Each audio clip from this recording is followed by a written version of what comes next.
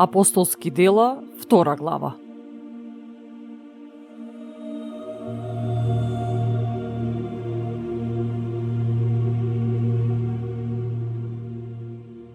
Кога дојде денот, Педесетница, сите апостоли беа заедно и на исто место. Тогаш ненадејно се создаде шум од небото како силен ветар кога дува. Ја исполни целата куќа каде што седеа. Им се јавија јазици како од пламен, кои се разделува и се спуштија по еден над секого од нив посебно. И сите се исполнија со Дух Свети и почнаа да зборуваат на други јазици, онака како што им даваше Духот Свети да изговараат. Тогаш во Ерусалим имаше јудејци, побожни луѓе од секој народ под небото. Кога се создаде тој еко од народот кој се насобра, многу се збуни, бидејќи секој ги слушаше како зборуваат на неговиот сопствен јазик. И сите вџашени и восхитени говореа: овие што зборуваат, зар не се сите галилејци? Па како тогаш слушаме како секој од нив зборува на нашиот мајчин јазик? Парти, мидијци, елимити и жителите од Месопотамија, Јудеја и Кападокија, од Понт и Азија, Фригија, Памфилија, од Египет и од краиштата на Либија покрај Киринеја, па и привремено дојдените римјани. Како ние јудејците, така исто и предојдените, критјани и арапи, еве слушаме како тие зборуваат за големите дела Божји на нашите јазици. Сите се чудеа и во недоумение си зборуваа еден со друг. Што ли ќе биде ова? А други, подсмевајќи се, велеа: се напиле со сладко вино. Тогаш Петар стана со 11 го подигна гласот свој и им рече: луѓе јудејци и вие сите што живеете во Ерусалим, знајте го ова и внимателно слушнете ги моите зборови. Овие луѓе не се пијани, како што мислите вие, зашто е третиот час од денот. Но ова е праскажаното преку пророкот Јоил.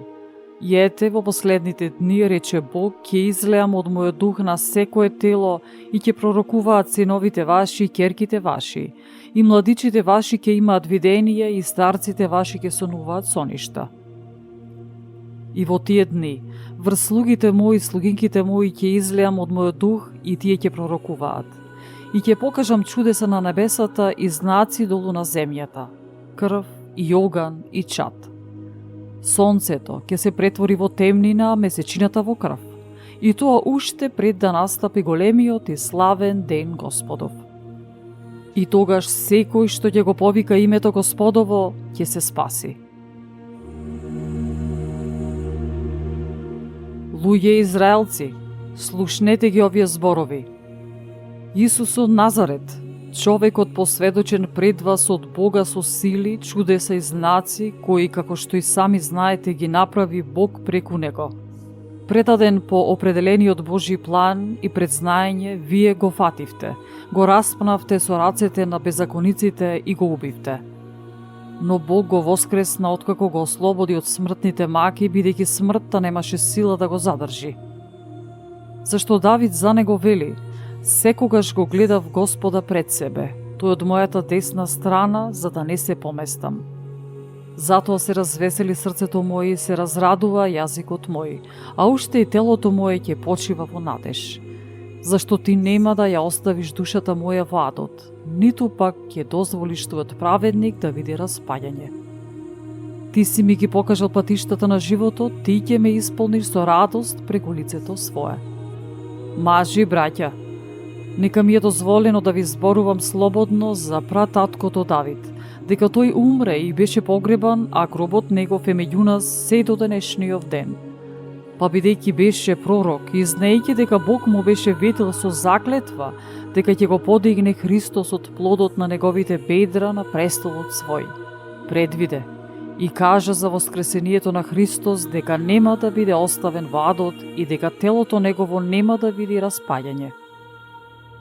Овој Исус го воскресна Бог, затоа сме сите ние сведоци. И затоа тој откако беше воздигнат со десницата Божја и го прими од Отецот ветувањето на Светиот Дух, сега го излеа. Тоа е оно што го гледате сега вие и го слушате. Зашто Давид не отиде на небесата, но самиот кажа: му рече Господ на мојот Господ, седни од мојата десна страна, додека не ги поставам непријателите твои во подножјето на нозете твои.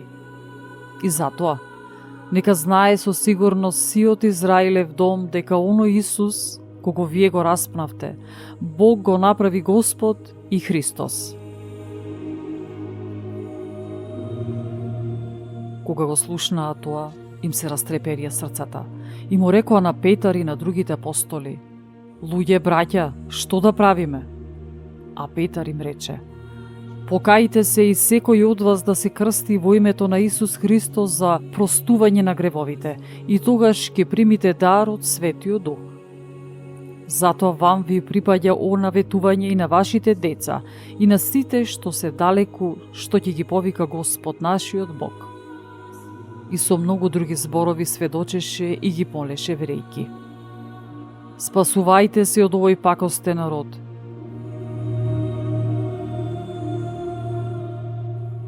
И така, оние што од срце ги примија неговите зборови се крстија и се присоединија во тој ден околу 3000 души. И бија истрајни во учењето на апостолите, во заедничкиот живот, во прекршувањето на лебот и во молитвите. И страв ја обзеде секоја душа, зашто многу чудеса и знаци се вршеа преку апостолите. А сите што веруваа беа заедно и се им беше заедничко. Продаваа имоти и собствености, на секого му раздава колку што му беше потребно. И секој ден еднодушно престојуваа во храмот и прекршувајќи леб по куќите се хранеа со радост и со чисто срце. Го фалеа Бога, истекнуваа благонаклонетост кај сите луѓе, а Господ секој ден ги придодаваше спасените кон нивното мноштво.